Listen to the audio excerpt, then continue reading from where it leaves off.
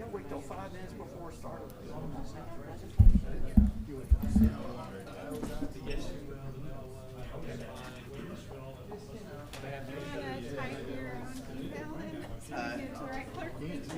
give me a second here. Give me a second, and I gotta get the stream going here.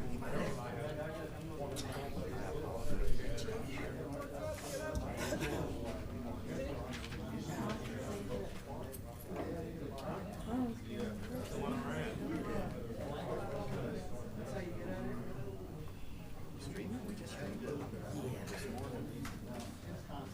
Stream is live.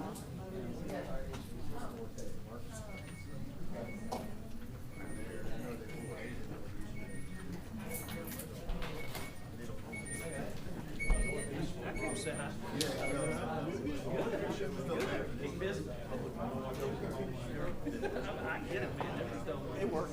There's no use. There's no it's not due to you. The end user license agreement? Yeah, it doesn't mean I mean, I've used it a bunch, but lately it won't even go to the public screen. Give us a second. We're trying to go live streaming for which ain't going live.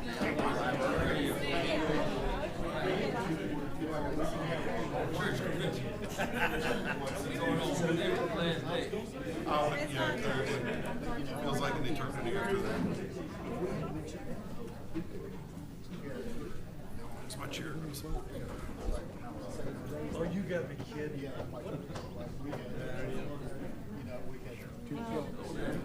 David, but I ain't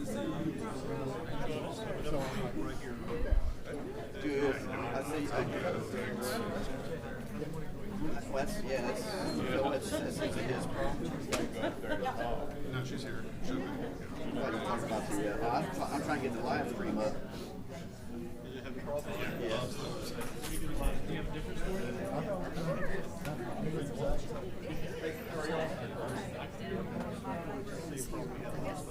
It worked earlier when we came over here and tested. No, he's the one. Thank you.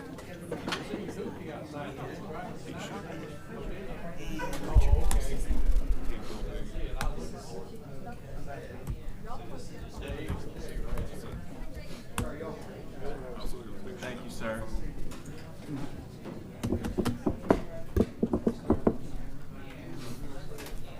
No problem. Let's see here if I can get my email up on this. This ain't my.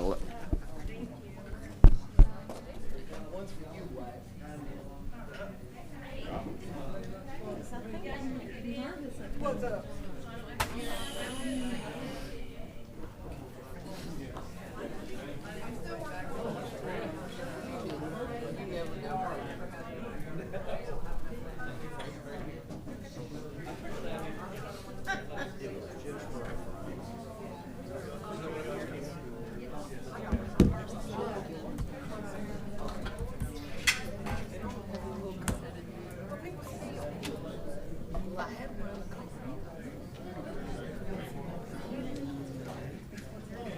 I called you too.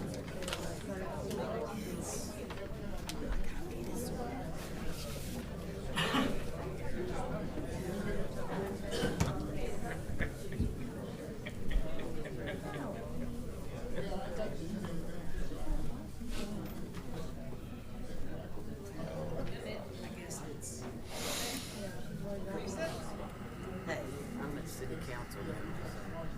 We'll try best we can. Gotcha. Here's Richard. All right, bye.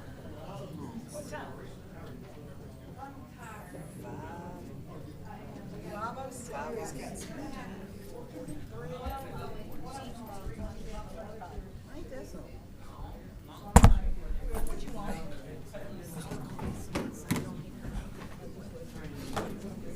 756.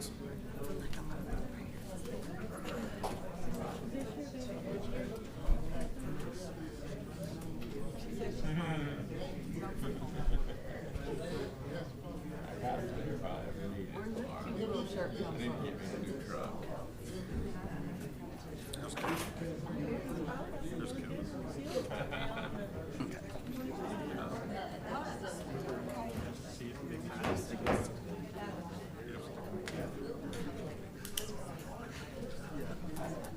stop streaming and start it again. It did. Then it's just not live streaming then.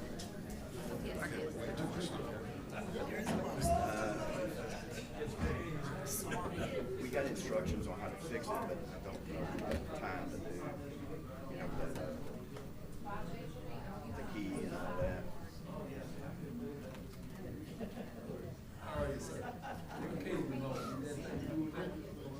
Did you close my browser? Oh, you closed you signed out of the browser? Thanks for coming.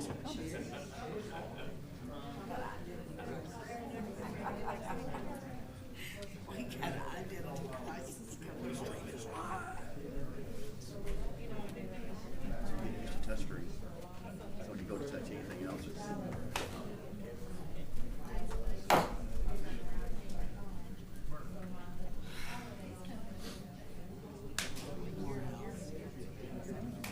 so when they get ready to do a presentation, you switch it over to your lecture camera. That's what you see. That's all you do. You know, camera there. You said you stop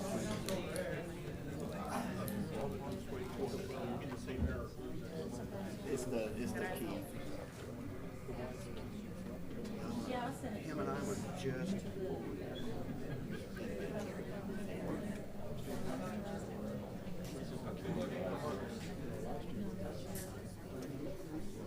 I think it's fake. For some reason it's not heavily supported. You know, when you sign into the system and you change the key, the streaming key didn't work.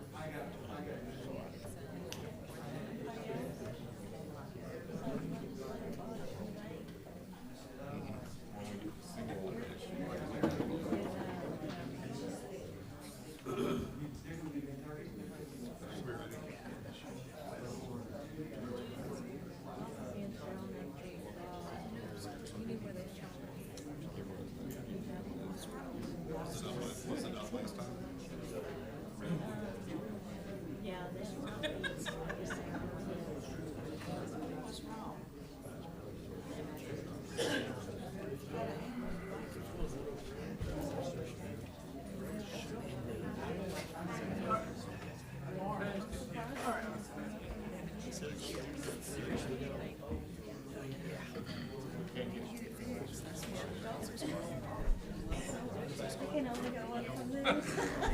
we're definitely not. Good evening, everyone.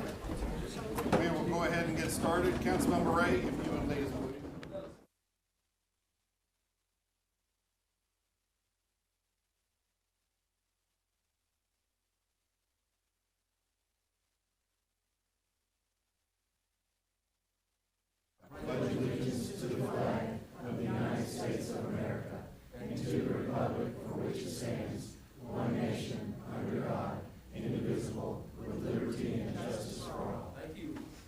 Thank you very much for being here. Welcome, everyone. Welcome to the City of Jacksonville City Council meeting, February 19th, 2026.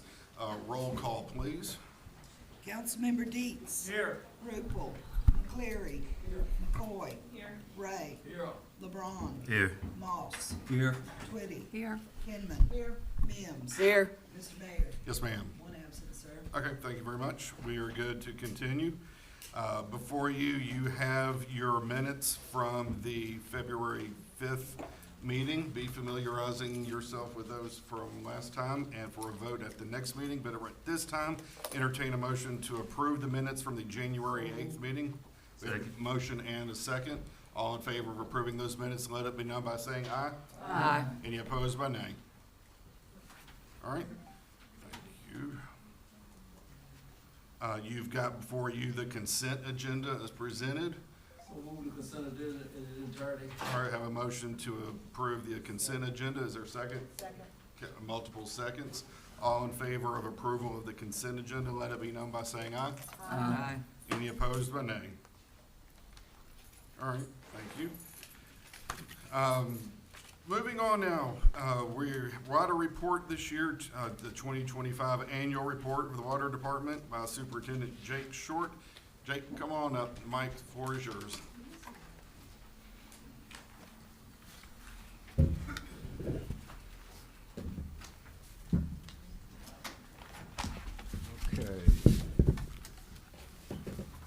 Good evening, Mayor and Council.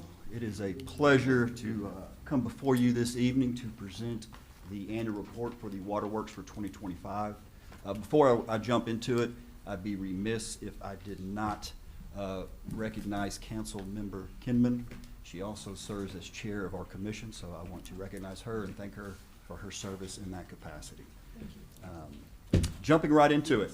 The Waterworks currently operates and maintains close to 1.2 million linear feet of water distribution lines, 1,000 fire hydrants, 5.25 million gallons of storage, and provides an average of 3.7 million gallons of potable water per day to the residents of Jacksonville.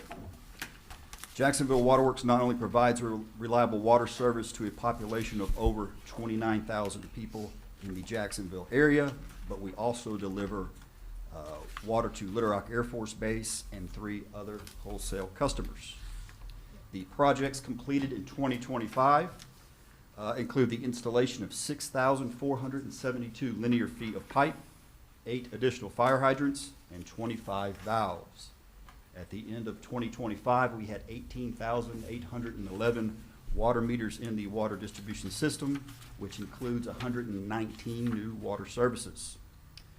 We also completed a major maintenance initiative by sandblasting, priming, and painting 370 fire hydrants in 2025. Combined with the 609 hydrants that we painted in 2024, this effort successfully completes the full rehabilitation and repainting of our hydrant inventory. The completion of this project ensures better corrosion control of these important pieces of system infrastructure, but also improves their visibility and their reliability for emergency response across the city. These now newly bright, freshly painted, well-maintained hydrants not only enhance the overall appearance of our neighborhoods and our business centers, but also help to demonstrate the Waterworks' commitment to doing our part in having a clean, safe, and attractive city. Water use increased marginally in 2025. We reached a peak demand of 7.9 million gallons on December the 15th. That was slightly above the previous year's peak demand of 7.7 million gallons, which occurred on the 17th of January in 2024. The total water demand for the year was at 1.35 billion gallons, a 0.25% above the previous year's total. Switching gears just a little bit, 2025 was the Waterworks' 7th full year serving as the privatized owner of the Little Rock Air Force Base distribution system. This 50-year contract requires us to operate, maintain, repair, upgrade, and improve the Little Rock Air Force Base water system. This system is comprised of approximately 290,000 linear feet of pipe, 500 hydrants, 3 pump stations, and 1.35 million gallons of storage capacity. This system provides an average of 380,000 gallons of potable water per day to the roughly 10,500 individuals who reside and work on the installation. In acquiring these facilities, we have employed the operations and maintenance strategies that have proven successful with our own system here in town and blended those with procedures familiar to Little Rock Air Force Base. Our maintenance team on the installation participated in the scheduled maintenance of 233 valves and 170 fire hydrants in the system. They conducted training of Little Rock Air Force Base personnel as needed and repaired 4 emergency leaks as part of routine activities. This same team also oversaw the replacement of 3,400 feet of 8-inch PVC main on Cannon Drive as part of an ongoing process to correct system deficiencies on the installation. Now, it is important to note, I think I say this every year, that these 2 systems operate independent of one another, but I am happy to report at this point that in 2025, both the Jacksonville system and the Little Rock Air Force Base system reported 0 water quality violations. So that's a big win. This work was completed with a workforce of 30 staff members, 9 of which are currently licensed, rather, with the Arkansas Department of Health to operate the water system. We have 4 staff members currently in training, working to get their license to further enhance the professionalism of our team. That concludes my report. I appreciate your continued confidence, and I'd be happy to entertain any questions if there are any. Jake, I just have one question. The 4 guys that are in training, were they part of that 30 that you counted? Yes, sir. Yes. They getting additional training to be able to work on base? Not to work on base, but just to get a WAPR operator license from the Arkansas Department of Health. Okay, awesome. That's awesome. Yep. A lot of work with those guys. Awesome. Yep. Jake, question for you. Yes, sir. On your bad debt totals, that 50,244, was the majority of that Willow Bend? A large portion of that would be Willow Bend. Now, that's, that's just the 2025 debt. There's probably some debt in 2024 from them. I could get that total for you. Yeah. Great report, Jack. Thank you. Thank you.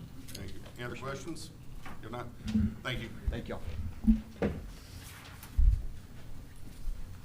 Next on the agenda is the 25 annual report by wastewater utility. Thea Hughes. Good evening, Thea. Good evening. Thank you for having us here tonight to give this report. It's always exciting to me to come to you and let you know what we've done all year. And as Jake reads his report and I hear about all the water that's been processed, then I always think about, then it comes out to us to get cleaned up again so that it can go through the cycle once again. So it's a hand-in-hand kind of thing. The 2025 Jacksonville Sewer Commissioners are Fred Belote, John Farrell, Eddie Porter, Jerry Sanders, and Jay Whisker, and 3 of them are here with us tonight, Mr. Belote and Mr. Porter and Mr. Whisker, and I want to thank them for being here as well.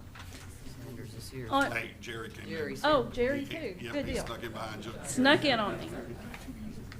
Well, we almost have a full Yep, a full folks. crew. There's a short history of the sewer system on page 1 and 2 of your report, and I include that every year because there's usually some new council members who may not know about our system, and so I like to include that each year so that you can review that. Jacksonville's sewer system consists of approximately 183 miles of gravity line ranging in size from 6-inch to 42, and about 13 miles of force main and over 3,800 manholes. And the system also includes 14 remote lift stations. And I'm happy to report again this year that we completed our 30th consecutive year at the treatment plant without a permit violation. All right, all right. And you probably remember that for about the last 5 years, our treatment plant has been under construction with new upgrades. And so each year that we operate under construction without permit violations, our operators are very pleased and very proud of being able to do that. So phase 2 of our plant improvements has begun. It consists of items that were removed from initially from our phase 1 due to lack of funding at the time. It includes a new solids handling equipment and alkalinity feed system that will help us with nitrification, a new parasitic acid disinfection system which will help with our UV system. It'll act as a backup to that for disinfection. Our utility is broken down into 4 departments. Our technical services department handles investigation, cleaning, and televising, and they oversee all new construction that's going on in the city. They completed over 8 miles of televising line this year, and they cleaned 55 miles of main line. New sewer line was accepted for operation and maintenance in Bethany Estates, Graham Woods 4, and Sunnyside Hills Addition. And a list of the work of those guys is on page 3 and 4 of my report. And then we have our collection system department, which is responsible for repair and maintenance of all the existing sewer line and manholes, and they do some construction of new line. They inspected or repaired 182 manholes this year, and they performed 14 street cuts, along with several routine spot repairs in various locations. Their report is on page 3 and 4, and one of the things they're always proud of is their Christmas parade float, which is, there's a picture on page 9 of that. The operations department's responsible for operating the treatment plant. They run all the process control tests in our laboratory to make sure that we're within our permit regulations. They assist our industries with their wastewater pretreatment, and they also maintain and repair all the plant's equipment and vehicles. The treatment plant treated over 1.8 billion gallons of water in '25. We performed 524 inspections on grease traps throughout the city, because as you know, grease is a huge problem for sewer lines. And we performed over 5,700 analytical tests in our laboratory. Our plant operators were able to operate under some difficult conditions. Even though our first stage of our plant updates was complete and operational, we had some problems with some of our new equipment. And the manufacturer has been very cooperative and has been out several times to try to remedy the problem and has even provided new equipment. So things are currently working and going well, but we kind of had a struggle all through the year to deal with all of that. Last November, we were awarded a $6.8 million loan from Arkansas Natural Resource Division for the final upgrades to the treatment plant. We received a phenomenal interest rate of 1.75%, and we were able to get those bonds issued in December. So we've spent this entire year waiting for our equipment to come in. So our new sludge screw presses are expected to arrive in April, and once they get here and construction begins, we hope to be finished by the end of this year. And at that time, we will have almost a completely new wastewater treatment plant. Of course, we have an administration department as well that handles financial management and personnel and purchasing and all the administrative duties. We have about 28 employees currently, and 19 of them have wastewater operator licenses. We also have 9 that have collection system certifications that are issued by ABC certification program. We have 4 who have solid waste license, 6 plumbing inspector license, and 13 with CDLs. So that completes my report, unless you have any questions. I think it's just a comment. Those 30 years without a hiccup is pretty awesome. It is very awesome. Thank you very much. Our plant operators are so very proud of that record that they break their necks to try to make sure that we do whatever we can that we don't break it. Everybody dreads the day when we have to say that we didn't make it this year. Me too. That is fantastic. Any other questions for Good the? job. Good job. If not, Thank thank you. you very much. Thank you.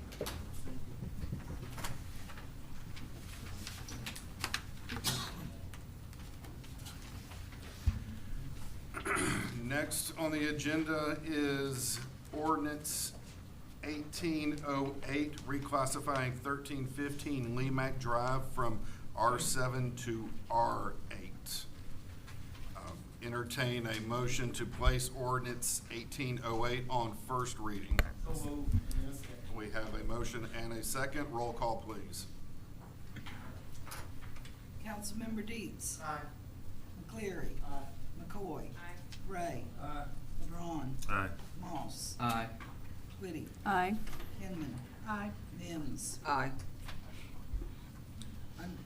Go ahead.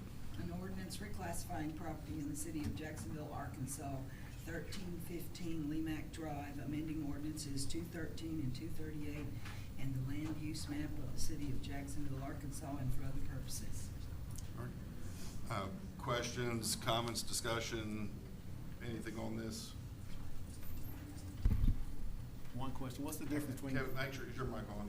hey, what's the difference between R7 and 8? How much of a difference is that? Adam, correct me if I'm wrong. I'll take a shot at this one.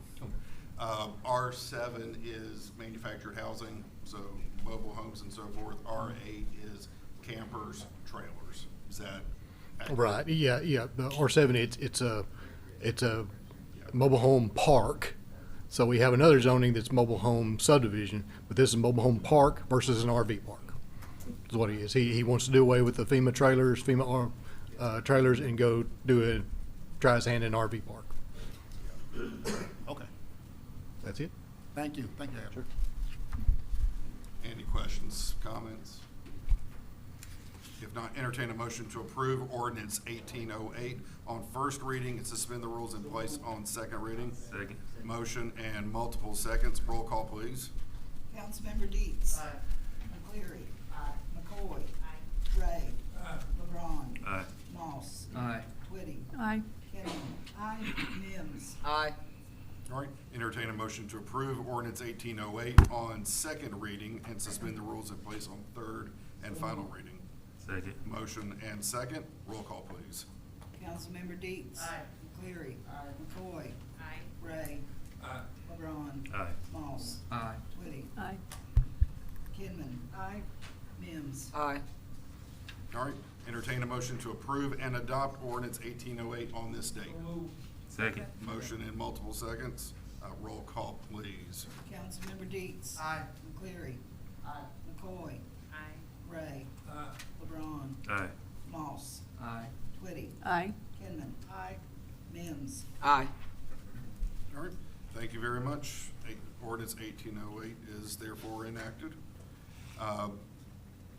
Next, presentation of the 24 audit by David Coleman with Forbes Mazars.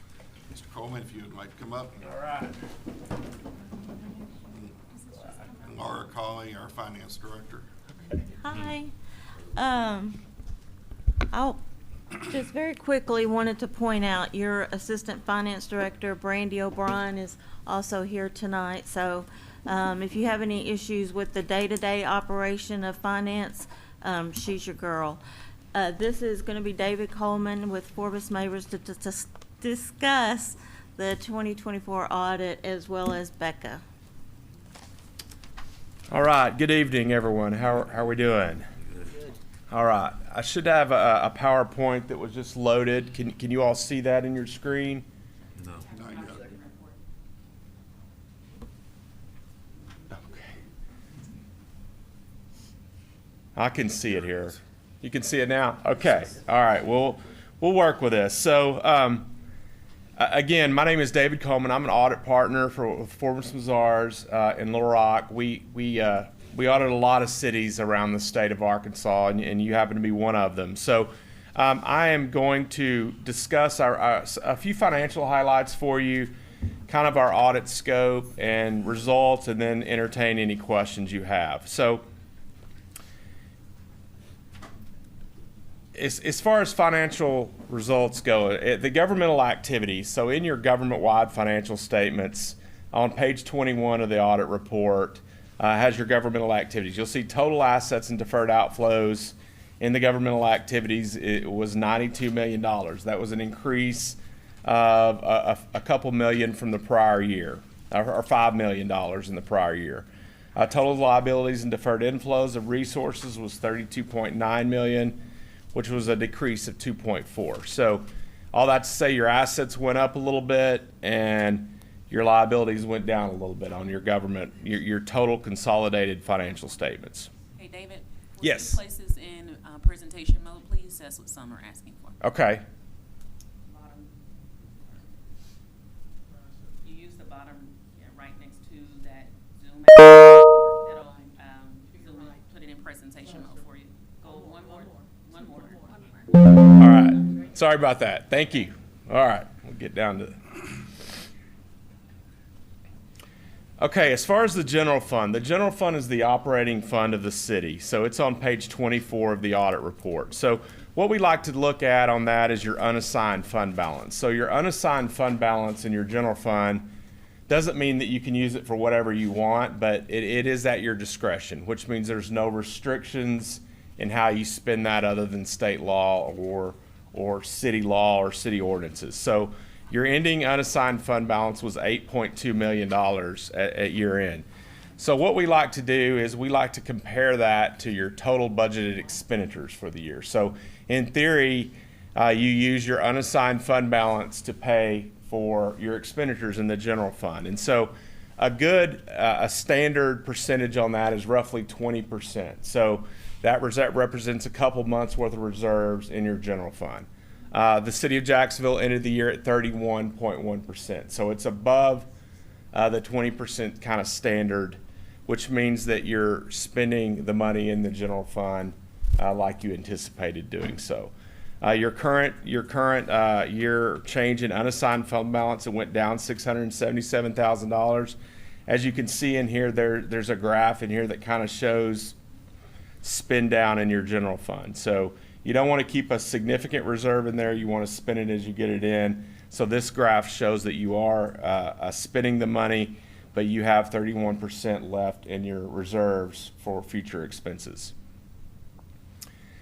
I always like to talk about pension plans. So the city of Jacksonville has 5 different pension plans. So you have a police and fire plan, you have 2 LOPFI, you have a police plan at LOPFI, a police plan at fire, or a LOPFI plan, I'm sorry, I can't talk, a fire plan at LOPFI, and then the APRS plan. As you can see on all of these, on your police pension and relief fund, you went from a liability in 23 to an asset, a current year asset. So that means your pensions are performing well.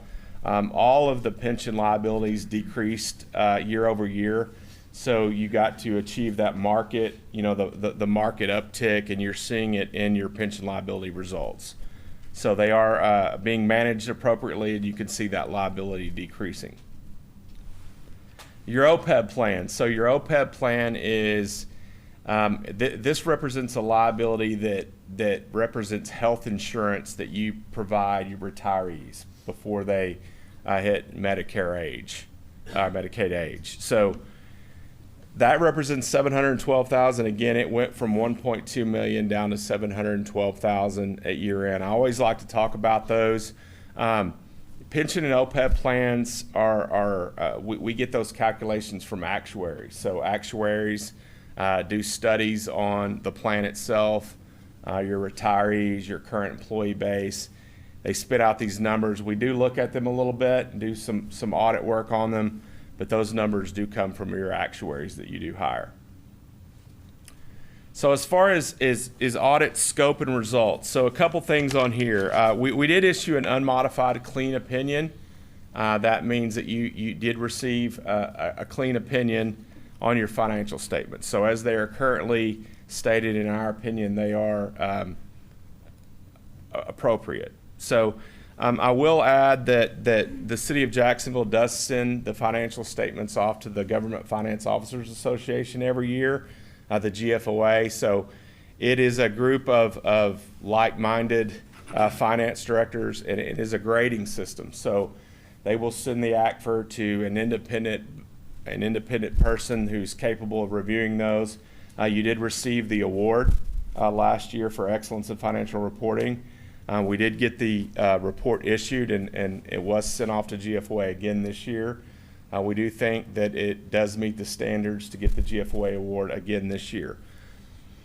I will add there was an emphasis of a matter included in your audit report this year. So there was a couple issues that we encountered during the audit related to grants. So there was about $1 million in a street grant that you got from the state.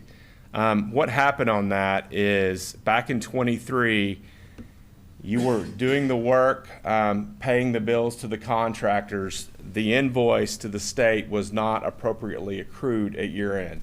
So there was some timing issues from an accounting standpoint of what period it should have been recorded in. Okay, there wasn't any money missing. There was no errors or anything. It just needed to be accrued earlier. Okay, the same thing happened with FEMA. The rules changed a few years ago with FEMA, and cities had always gone, when do we get the money? That's when we put it on the financial statements. But a few years ago, they changed the rules and said, whenever the federal government obligates that money, that's when the cities recognize the revenue. So again, there was an obligation that happened in October of 23. You didn't bill it until January, and you didn't get paid until April, so it should have been accrued in 23. So we did have to fix that in the current year. But again, it's just moving the money, the revenue from one period to the other, okay? So that's the only impact. There was a little bit of, that was probably, the issue this year that we encountered during the audit, the significant issue of that. So, we got we did issue the audit by the end of December, which was the GFOA's requirement. We certainly want to do it faster for you all, and we want the city to be able to get this audit issued faster. We did receive an actuary report in October. So we got it issued in December, we got the report in October. There's nothing we can do if we don't have the stuff that we need to get it done in a more timely manner. But at the end of the day, I'm pretty pleased with how everything wound up. You know, Cheryl had been here for 25 years, and she took a lot of knowledge with her, and I think the current finance staff is trying to figure all that out and learn who to send it to and what to do here and what to do there. And we're here to help as much as we can. We're not here every day, but I think Laura knows that she can contact us anytime she needs help with anything. So I expect to get the audit issued a lot timelier this year, probably go back to June. That's what we're shooting for. With that being said, I'm happy to answer any questions you have, but we appreciate being here tonight. Thank you. I do have something just because we hadn't received anything, so no time to really review or have any questions prepared, but just moving forward, just ensuring that when the report is made available, that we're able to at least receive whatever we can so that we can take a look at it and have our questions prepared. Absolutely. I will remind management to send that to you in the future. Yes. Other questions? Any questions with the audit? Who wouldn't be happy with that? It's great, thank you. Yeah, appreciate it. Thank you all. I know Yeah, y'all thank you. worked a long time on this, so we Yeah. appreciate it. So, thank you very much. Have a good evening. Y'all do Thank the you. same.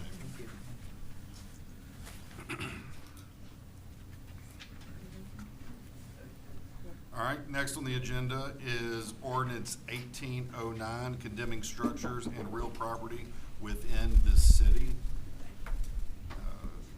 Code Enforcement Supervisor Barger is here with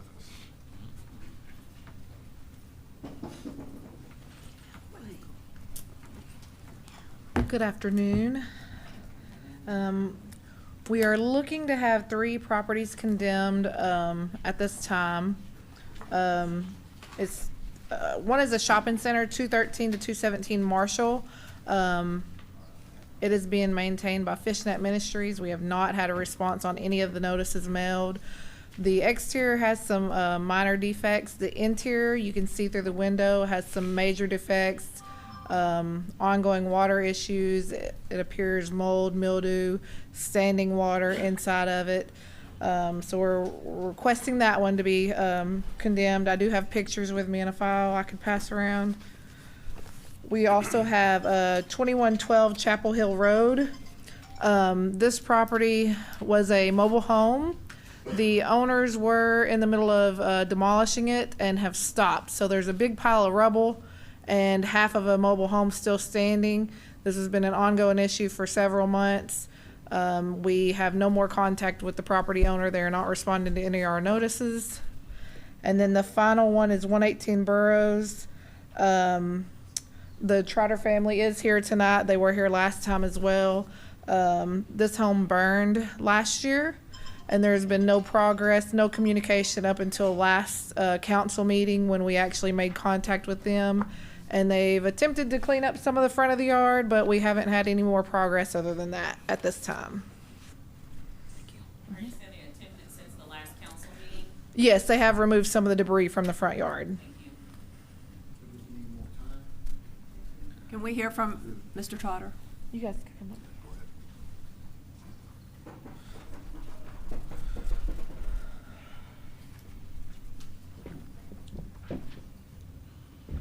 Please state your name and for the group. Willie Trotter. We asked for some more time to try to clean up some of the debris and stuff out there. We need to try to get a dumpster down there or something to try to put some of this stuff in. When was the date of the fire? I'm not sure.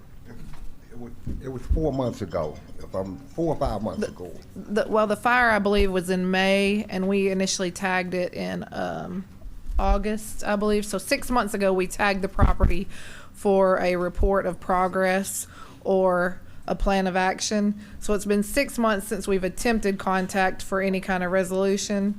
And like I said, we heard from him at the last council meeting. There was some discussion after with our city attorney and a few others to try to help you sort some of those things out? where are you guys on that after the cleaning that you've recently done? Well, I did the cleaning down. I went down there and worked on it, but Speaking to the mic. I worked during the week, so I only have weekends to go down there. And I went down there and worked on it on Saturday, and I got from one side of the house all the way to the other side, leaves out, and I put a pile of stuff out on the side of the road, which the city picked it up. I'm surprised at that. How much time do you need? A couple more weeks. Time to finish the trying. Remember, I asked you to give you 90 days, and the council decided to give you 30 days, so you need another 60 days? That's what I'm asking you. You need another 60 days? Yeah. Yes, sir. That'll help me get it cleaned up and get some other stuff did around there. Mayor, can we make a motion to give them more time, like the 60 days because they're trying to get it done? We just Well, I would like to ask, if that is the wishes of the council, we would like to have you back at our next council meeting, kind of keep us up to date of where you're at on this. Okay. Because it has been going on for a while now, and we do need to get it cleaned up, and I'm all for giving you more time, but we want to keep, you guys keep us updated where you're at on it. Yes, And ma'am. since you're not able really to work through the week, it's only the weekends, you're Yes, saying, ma'am. right? Yes, ma'am. Okay. On Saturday and Sundays, I can go down there and I work. That's what I did the last time I went down there. I took my lawnmower and stuff down there and my blower, and I blowed everything out where I could get it, the leaves and all the debris picked up. I got most of that stuff cleaned up already in the front yard. I still got a spot over next to the fence over here that I didn't get did. That's still leaves and stuff over there. But and I was gonna go back down there on Monday, but I got off work Monday evening. Well, it get dark early now, so you don't have no time to do nothing in the evenings. If I may, the concern is definitely also the cleanliness of the yard, not necessarily the leaves so much, but the safety of the structure. As there has been people removing the wood off of the door and potentially entering the property, more than likely illegally. However, the structure was burnt, and so the unsecure and the safety issues of it is one of our biggest concerns. I secured it back up. I secured the board back up. Yes, I did notice you did secure the front door again. My question, sir, is how long is it gonna take you to start reconstruction? I mean, I understand a messy yard and cleaning that up, but there's not been any work on the dwelling itself. Okay, well, right now, money is a problem with that part. I have to try to get the yard cleaned up and try to put money together, because we gotta go in the living room. The living room was the only thing that was burnt really bad. That's the one part, and the roof. So the whole roof gotta be replaced on the house. Either we gonna do that or either we gonna tear it down. I'm not real sure yet. Can you come back to this body and let us know what, as you go? Because I want to help you. I want to make sure that we doing our part to make sure that you guys got time to do the things necessary with your home. Make sure I'm trying to be on this mic, but it may just be light on. Yeah, it's on. So can we give them some time to do that, but also them come back to us and keep us abreast of what that would be awesome. If you can do that for us, that's what I'm all for. And I see the issues here. Councilmember Deeds. I have a question though. I know y'all are trying hard, and I'm grateful for that, and the city is, but here's my issue with it.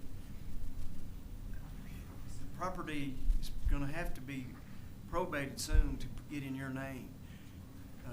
And I know we talked about that last time, because right now you really are working on property that you might not ever own or own, because you're gonna have to get it where you own it. And that's my concern. I've seen a lot of people get into a lot of work and do a lot of things, and they never own the property. But, that was brought up last time, because the will states it's in your name, which is great, but a will doesn't give you the property. An attorney in probate has to give you the property. And I'm just speaking, I'm a realtor, and I do this all the time, 40 years. That's what I'm worried about. But I'm willing to give you the time, but you could do a whole lot of work and then not own that property. that something you guys discussed and you're working on, sir? Yes, it's four of us that has the house. It's me and him and my two sisters. With the information provided last time to get the property switched over to you for, have you made any progress with that, with any of the contacts you were given last council meeting? No, ma'am, I hadn't yet. I still got the numbers. I hadn't had time to contact them. I will sit down tomorrow and I'll contact them and I'll go through the procedure and talk to who I need to talk to about that. May I, excuse me, may I ask, I see the owners on here, Annie Mae and Boss Trotter, are they family or relation Both to you? deceased. That's my mother and brother. Okay. Both deceased.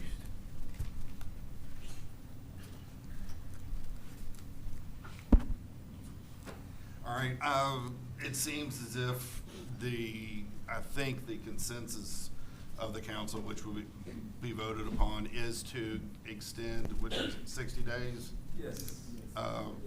Grace to complete this, with the stipulation of recurring reports back to city council. Am I understanding that correctly as the will and desire? All right, so then we'll entertain a motion to extend the gentleman to 60 days. Second. With them returning. We have a motion and a second. All in favor, let it be known by saying aye. Aye. Any opposed by nay? Okay. So 60 days. Officer Barger will come out and keep eye on the property, but in 60 days, she will be back there to give a, quote, final ruling on the property, Okay. or whether what's going to happen with it or not. All right. But yes, please, we will keep you notified upon city council meetings so that you can come back to give an update. All right. So, Our next meeting would be March 5th, so. yes. Thank you, sir. Uh-huh. Both of you. Thank you very much. Good luck to you on this process. All right, thank you. Yeah, don't leave. I need to talk to you when the meeting is over. Okay, I'm just reading the day 3 times.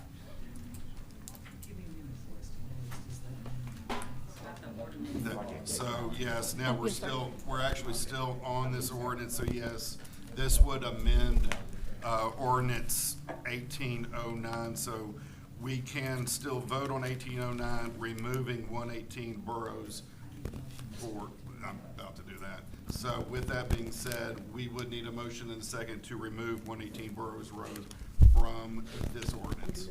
Make a motion to Remove. that from the ordinance. Okay, so we have a motion and multiple seconds.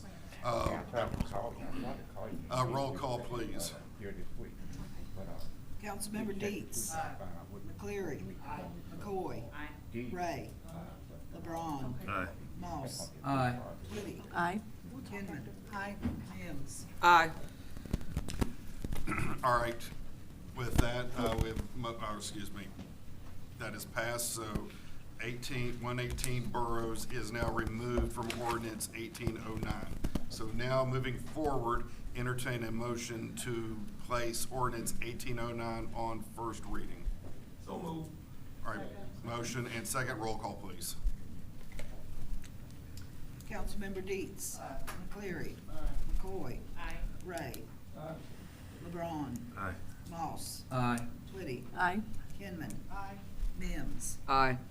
An ordinance condemning structures and real property at the locations noted below in Jacksonville, Arkansas for structural defects, deficiencies, and public hazard conditions as amended, declaring an emergency and for other purposes.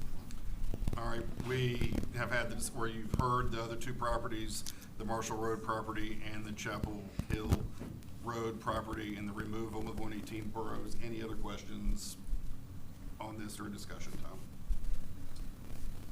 If not, enter a motion to approve ordinance 1809 on first reading, suspend the rules in place on second reading.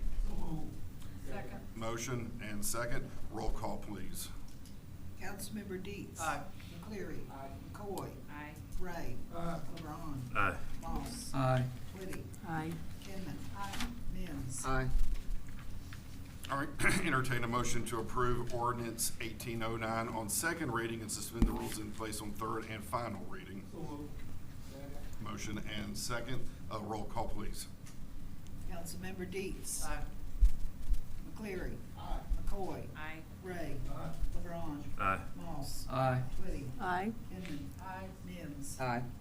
All right, entertain a motion to approve and adopt ordinance 1809 on this date. Second. Motion and second. Roll call, please. Councilmember Deets. Aye. McCleary. McCoy. Aye. Ray. LeBron. Aye. Moss. Aye. Twitty. Aye. Inman. Mims. Aye. All right, then finally, entertain a motion to attach the emergency clause. Motion and second. Roll call. Councilmember Deets. Aye. McCleary. McCoy. Aye. Ray. LeBron. Aye. Moss. Aye. Twitty. Aye. Inman. Mims. Aye. All right. Thank you very much. Ordinance 1809 is enacted. Thank you. Supervisor Barger. Thank you. Next, we are, excuse me one second, moving to ordinance 1810 to fix the salary of mayor of the city. Councilmember Moss. Yes. I have a statement for this sponsor this ordinance. There was an item that was discussed in executive session by council that required action in an ordinance. This ordinance is an action to properly put forth that item. As a council member, being informed and knowledgeable about the proper procedure and hindsight are both 20/20. What should have happened is that the budget should have been delayed and this item brought forth in public session and then as an ordinance. This ordinance requires a vote. It is up to the council to vote on passage or non-passage of this ordinance. So, with that being said, entertaining a motion to place ordinance 1810 on first reading. I'll make a motion to place 1810 on first reading. Second. Okay, motion in multiple seconds. Roll call, please. Councilmember Deets. Aye. McCleary. McCoy. Aye. Ray. LeBron. Aye. Moss. Aye. Twitty. Aye. Inman. Aye. Mims. Aye.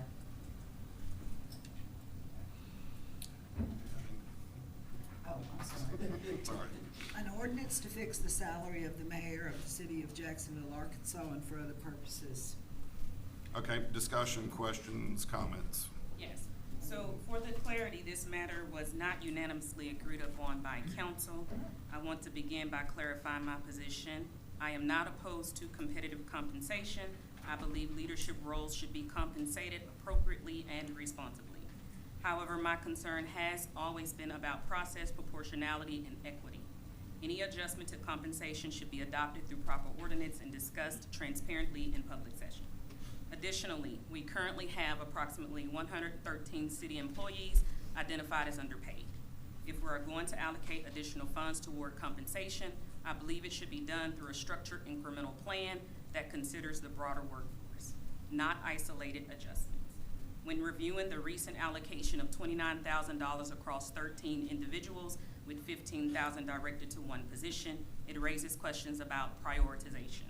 My position is that we should approach this compensation holistically and sustainably. My vote will reflect my commitment to process, proportionality, and fairness across all.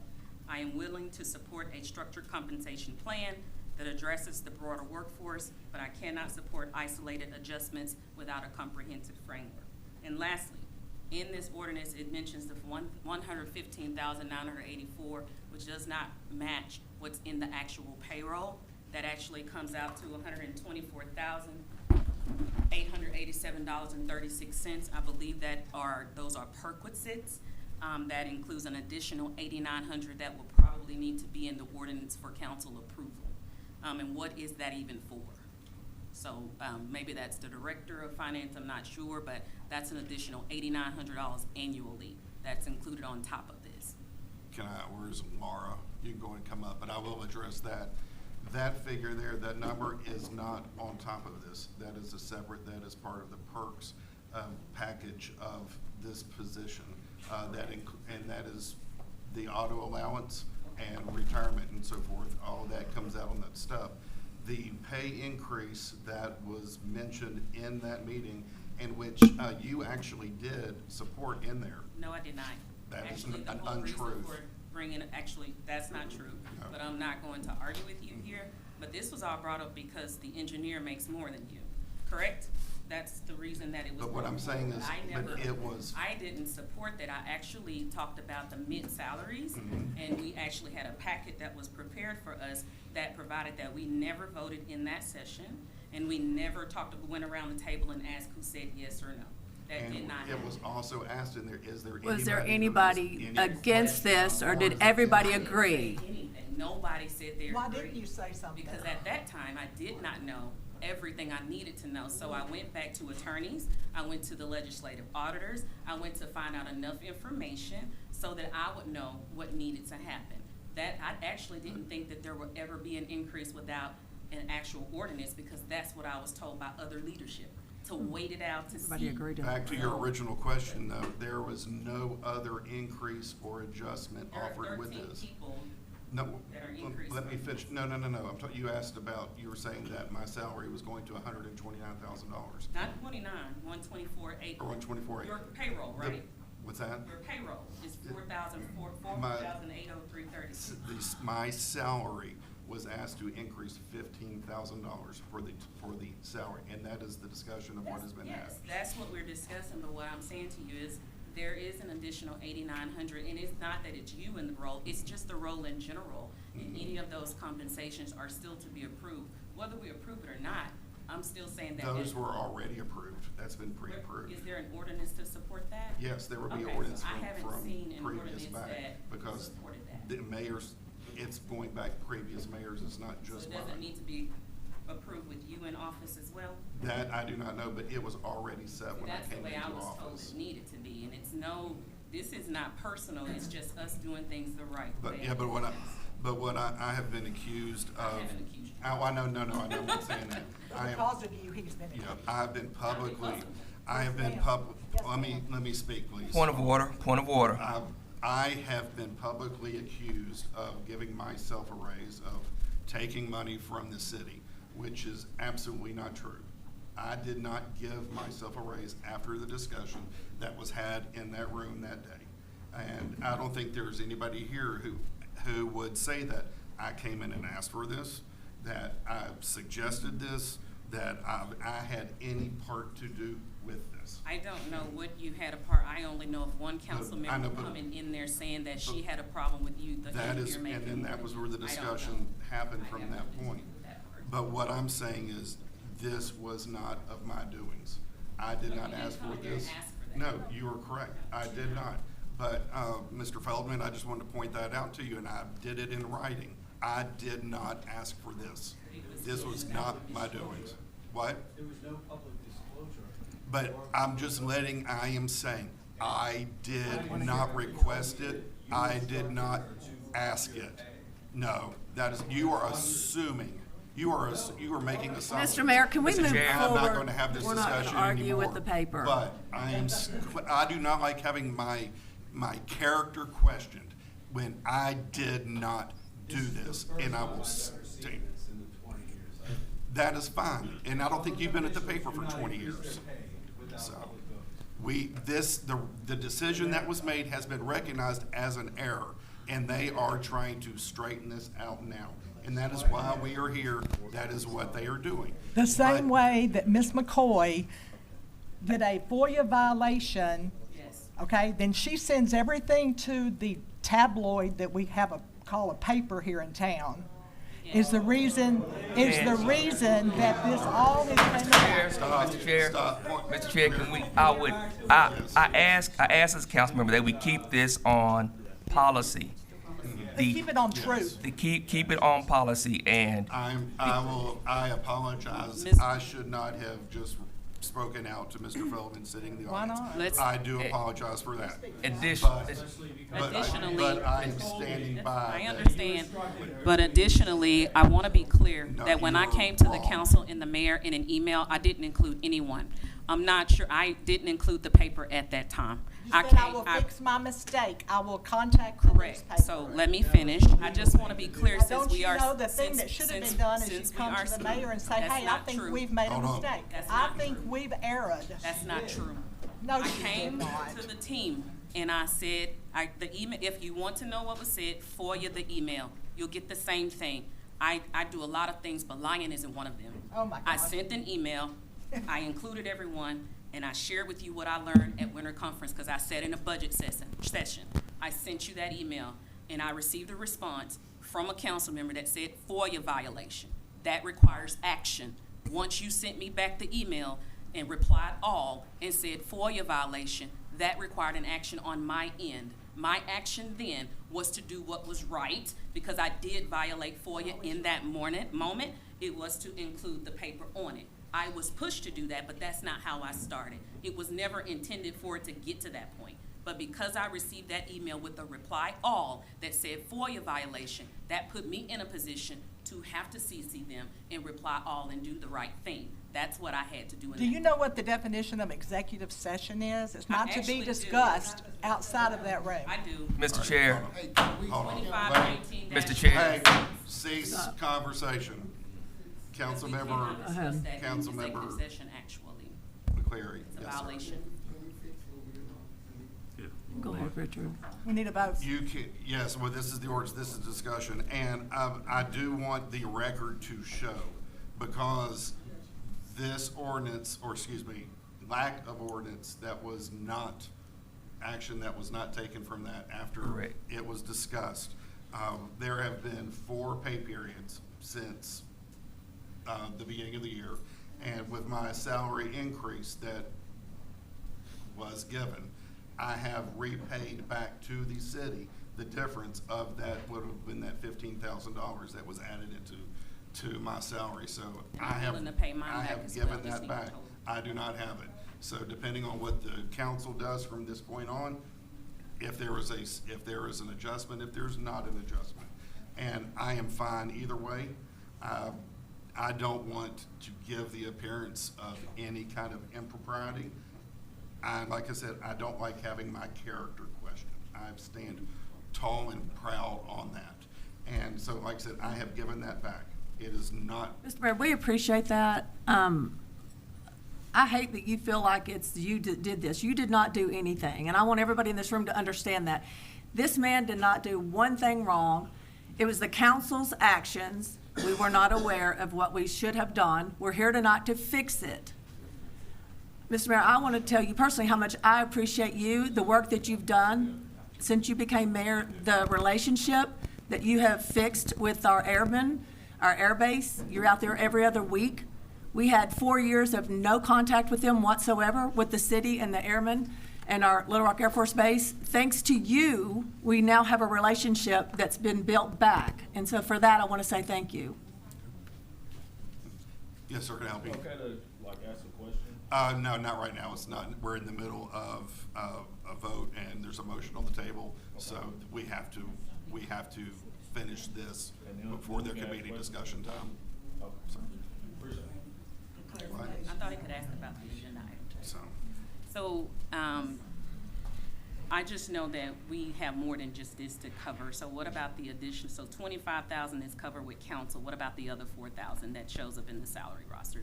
Are we doing that separate? No, 15, not 25,000, 15,000 Well, was what between it was. 10,000 for council. Oh, I'm sorry. 15 for you, and there's No, the 4,000. that's a separate ordinance. So, is there any discussion, any other question with this? No discussion would be, I want the public to be clear, this was council's error, not this, we erred, we should have done better, and this ordinance is an opportunity to either vote it down or pass it. It's up to council. But the thing I want everyone to know is everyone on this panel was in that room, and no one knew. Out of 13 people in that room, no one knew that this needed to be done. 11 people didn't know. Sorry, 11 people, there were 13. Until I went to the people to. 11 people, I'm sorry. I didn't know either, and that's what I was saying. When I found out, I brought it back to the team. But someone should have known. I'm a new council member. This is my second year. So that's what I was saying. So, any further discussion? If not, entertain a motion to approve ordinance 1810 on first reading and suspend the rules and place on second. We have a motion. Second, roll call. Councilmember Deets. Aye. McCleary. McCoy. Nay. Ray. LeBron. Aye. Moss. Aye. Twitty. Aye. Kinman. Aye. Mims. Aye. All right, entertain a motion to approve ordinance 1810 on second reading and suspend the rules in place on third and final. Second. Motion and multiple seconds. Roll call, please. Councilmember Deets. Aye. McCleary. McCoy. Nay. Ray. LeBron. Aye. Moss. Aye. Twitty. Aye. Kinman. Aye. Mims. Aye. Okay, entertain a motion to approve and adopt ordinance 1810 on this date. Second. Motion and second. Roll call, please. Councilmember Deets. Aye. McCleary. McCoy. Nay. Ray. Aye. LeBron. Aye. Moss. Aye. Twitty. Aye. Kinman. Aye. Mims. Aye. All right, thank you very much for that. That 1810 is approved. So now moving on, entertain a motion to place ordinance 1811 on first reading. And this is, I'm sorry, to fix the salary of city council and of the city. So we have a motion to place 1811 on first reading. Second. Motion and second. Roll call, please. Councilmember Deets. Aye. McCleary. McCoy. Aye. Ray. LeBron. Aye. Moss. Aye. Twitty. Aye. Kinman. Aye. Mims. Aye. Okay, discussion, questions, comments? My position is the same as the previous. Any other comments, questions? All right, entertain a motion to approve ordinance 1811 on first reading and suspend the rules in place on second. Second. Motion and second. Roll call, please. Councilmember Deets. Aye. McCleary. McCoy. Nay. Ray. LeBron. Aye. Moss. Nay. Twitty. Aye. Kinman. Aye. Mims. Aye. All right, entertain a motion to approve ordinance 1811 on second reading and suspend the rules in place on Second. third and final. All right, roll call. Councilmember Deets. Aye. McCleary. McCoy. Nay. Ray. LeBron. Aye. Moss. Nay. Twitty. Aye. Kinman. Aye. Mims. Aye. All right, entertain a motion to approve and adopt ordinance 1811 on this date. Second.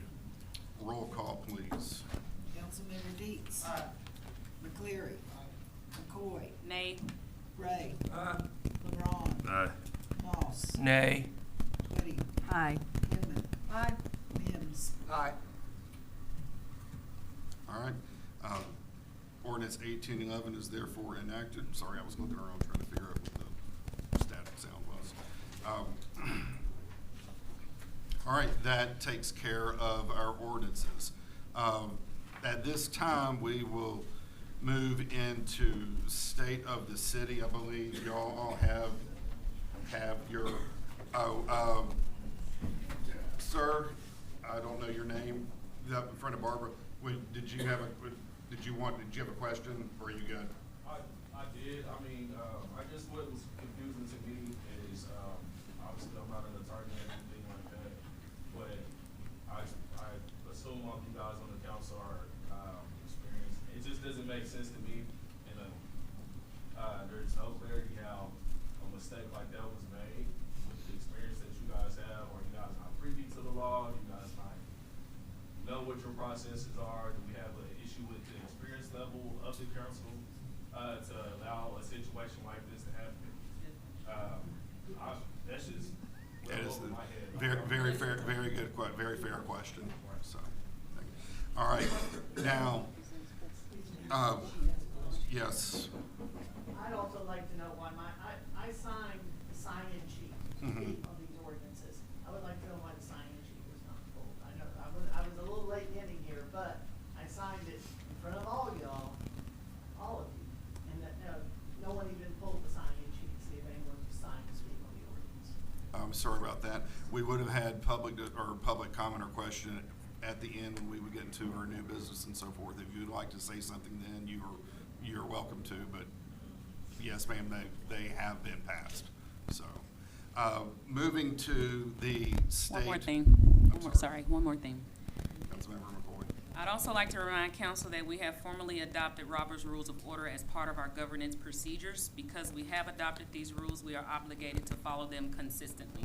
Under Robert's Rules, a motion must clearly stated after recognition by the chair, seconded and restated by the chair before discussion and vote. Simply saying so moved without clearly articulated motion does not fully meet that standard. My intent in raising this is not to delay, but also in winter training, they taught on this in one of our sessions.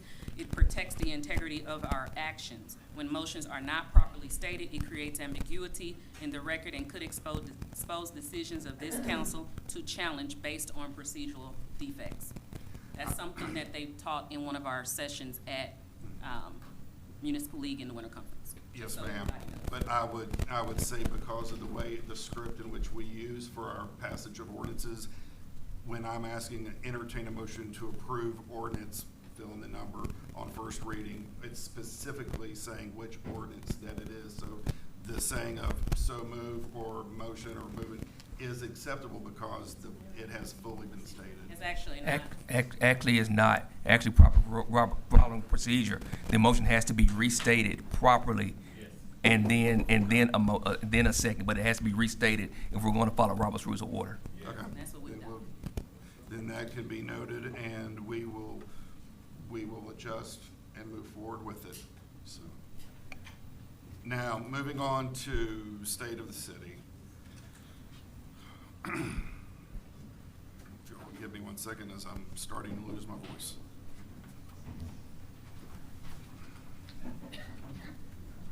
Greetings, everybody, again. Over the past 3 years, I have had the immense honor of serving the city of Jacksonville, leading a city of nearly 30,000 residents who call Jacksonville home is a responsibility I do not take lightly. While I am immensely grateful for the opportunity to serve, no leader can lead alone. Excellence is achieved through unity and teamwork, and I am only one member of a team of hundreds who work each day to drive Jacksonville forward. To the hundreds of city employees across our many departments, thank you for your professionalism, dedication, and desire to serve Jacksonville. The city could not operate without you. To the 10 city council members who serve alongside me, thank you for your thoughtful leadership, steadfast commitment to the people of Jacksonville. Together, through open communication and shared vision for a stronger community, we will continue to shape a more vibrant and welcoming city that all can call home. 2025 was a year that tested Jacksonville's strength and resilience. Yet the perseverance and spirit of our community, its residents and its public servants have never faltered. That very resolve defines our city and reminds us that we can all, reminds us of what we can all accomplish together. Even in the midst of challenges, Jacksonville has continued to grow and evolve, embracing new opportunities and positioning itself as a community for the future.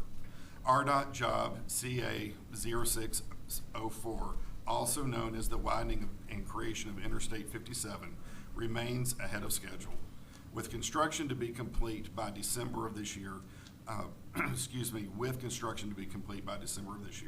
While the construction has caused understandable disruptions and inconveniences for residents and travelers alike, the work that has been done thus far and the work that continues to be done marks a new chapter for Jacksonville and Central Arkansas.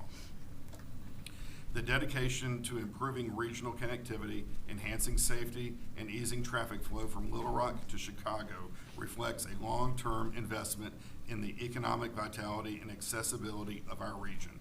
Jacksonville is positioned for success and growth with this development, and we are preparing for those opportunities. The RDOT job is more than concrete and asphalt. It is about positioning Jacksonville and Central Arkansas for industrial and economic growth for generations to come. Residential and commercial growth continues in Jacksonville. In 2025, the city's engineering department issued 201 building permits, the majority of which were single-family and multifamily residents. Those two categories alone accounted for nearly $23 million of the more than $31 million in total permitted construction value last year. Additionally, 798 businesses held active business license within the city, including 45 new licenses issued in 2025. Demand for housing remains strong as more businesses, from national retailers to small locally owned businesses, choose to invest and expand within our community. The prolonged construction along Interstate 57 has caused numerous disruptions, not only for residents, but for economic development. Reduced access throughout Jacksonville from the interstate visibility changes and construction fatigue have been contributing factors to difficult operating conditions for national and regional tenants. In 2025, Jacksonville saw the closures of several well-known and highly loved restaurants, such as Starbucks, Roma Italian Restaurant, and Slim Chickens. These closures were not due solely to local conditions, but reflected a combination of construction-related business disruption, corporate realignment, and broader shifts in retail and restaurant industries. Although these closures were disappointing for the community, opportunities for repositioning and reinvestment in these vacant spaces were created. The city's Office of Economic Development is working with property owners, brokers, and prospective tenants to fill these vacancies, as well as other in Jacksonville's shopping areas. Currently, 4 leases or purchases are underway in formerly occupied spaces. Notably on the horizon for 26 is the introduction of a new tenant for the former Centennial Bank branch located on John Hardin Drive just in front of Walmart. We enthusiastically look forward to sharing more details soon and welcoming these new additions to Jacksonville. And just on a side note, pardon me from veering off of script here, we actually received some fantastic news today, which we'll be developing and we'll be able to release in time. But we're very encouraged by what we learned this morning. So more to come on that. Back to the report. Jacksonville's industrial sector remains strong and continues to gain momentum. Numerous industrial recruitment projects remain actively under construction, and each represents significant capital investment and job creation for Jacksonville's workforce. In addition to adding to Jacksonville's economic landscape, 2025 was also a year where we welcomed several exciting industrial additions. Titan Automotive and Titan Direct Manufacturing opened operations in our industrial park, further reinforcing Jacksonville as a regional hub for manufacturing. Kansas City-based Cabinetry One relocated its warehouse to 1100 Redmond Road with company plans to expand the location into a future manufacturing facility. JAM Manufacturing renovated the former Wright's Cabinet Building and relocated its own operations from outside of the city to the site. With new industrial developments and investments, major projects in active consideration, and new retail opportunities coming forth, Jacksonville is in a stable position as we welcome the new chapter of growth in 26. Jacksonville's economic foundation remains strong, and the focus on strategic recruitment and reinvestment will continue to drive sustainable growth. Jacksonville's first responders continue to be a backbone of our community, selflessly serving with professionalism, courage, and dedication. The 911 Emergency Communications Center consolidated with Pulaski County Sheriff's Office, which brought about a year of upgrades into the city dispatch center. A new radio system allowed dispatchers to communicate more efficiently and reliably with first responders, improving response times and enhancing interagency coordination and communication. The dispatch center now serves a population of 96,000 and hosts operations for 18 volunteer fire departments, strengthening coordination and response capabilities countywide. Jacksonville's fire department continues to lead the way in protecting lives and property with modern equipment, advanced training, and a commitment to excellence. A new state-of-the-art Fire Station 2 opened on Graham Road across the street from the former Fire Station 2 that had served the city and fire department since the 1970s. The new 11,000 square foot facility can house 6 fire vehicles, and provides first responders with 7 spacious and comfortable quarters. Amenities at the station include a training gym, decontamination rooms, washer, dryer, 4 individual shower rooms, an open concept kitchen, and living area. Also, controlled environment for EMS equipment, grilling porch, a safe room that firefighters can use in the event of severe weather. Next month, a Safe Haven baby box will be dedicated at Fire Station 2, providing mothers a safe and anonymous option for surrendering a newborn. With this new facility, our first responders are better equipped than ever before to respond quickly and serve safely. The Jacksonville Police Department saw a year of increased positions and presence and the third consecutive year of double-digit decreases in crime statistics.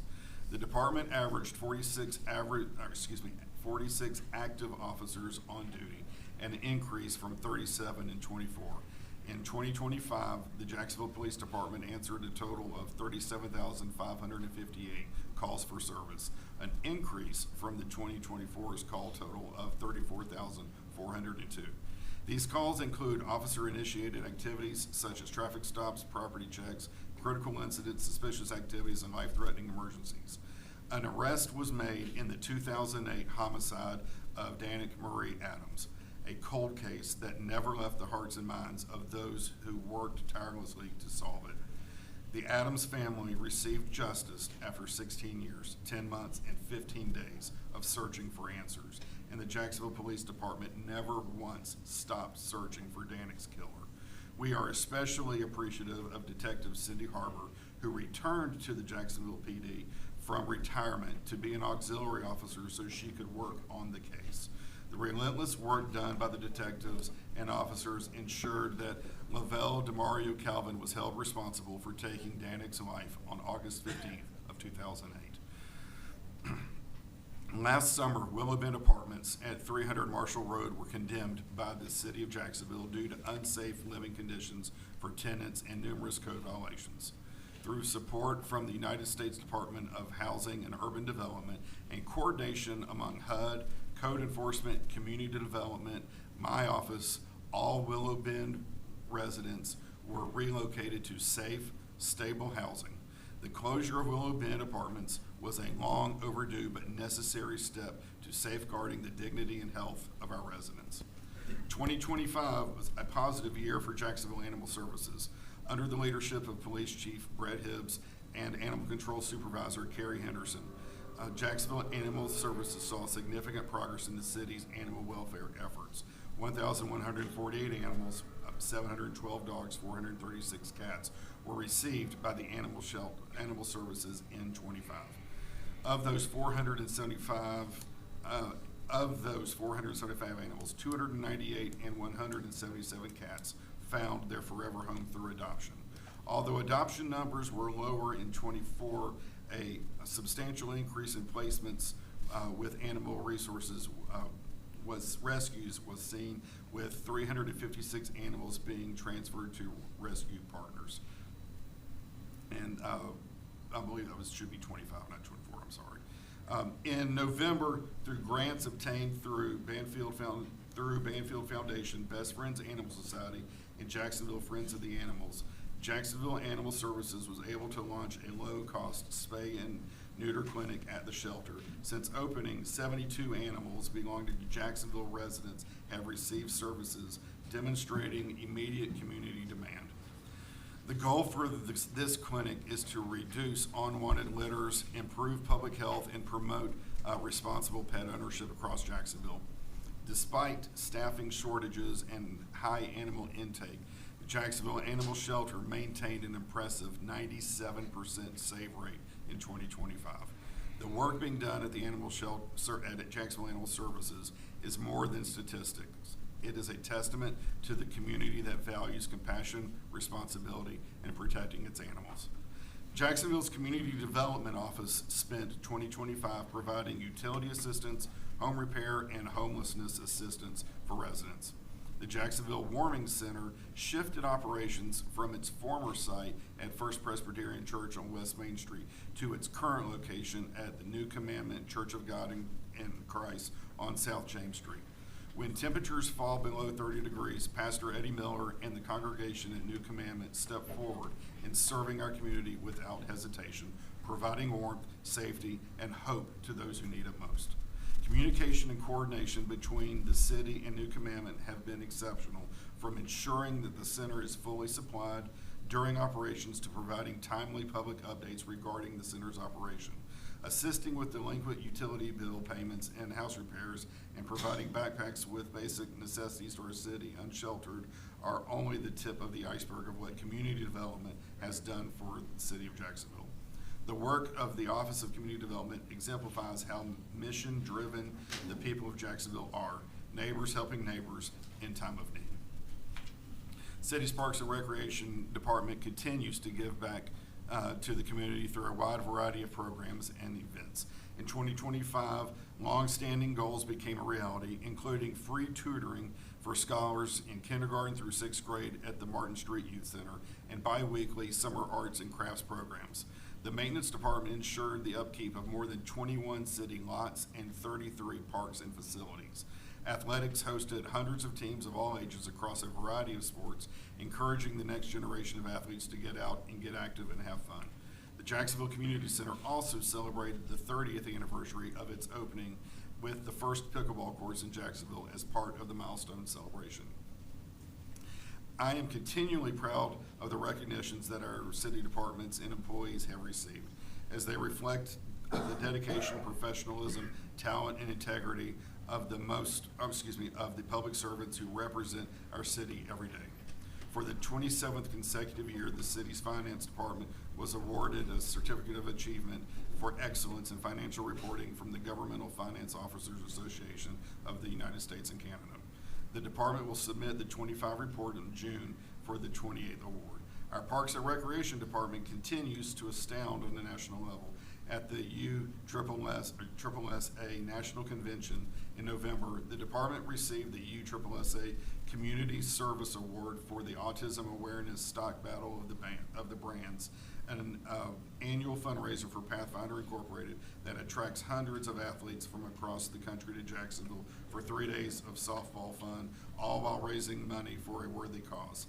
And I would like to pause here and say that tournament is coming up not this weekend, but next weekend. So the 28th, if you would like to come out and see that, it is something else to see these athletes from Pathfinder play with the heart and joy in which they play. It's phenomenal. I would encourage you to come to Dupree Park at 3 o'clock, I believe, that after 2 or 3 that afternoon on Saturday the 28th. Thank you. Additionally, athletes manager and adult sports coordinator Joe Stute was introduced into the Arkansas Softball Hall of Fame this past summer. These recognitions reflect more than a department excellence. They reflect the heart and soul of Jacksonville. A city government is only as strong as those who devote their time to serving the people of their community. Excellence in public service begins with investing in the people who deliver it. The city's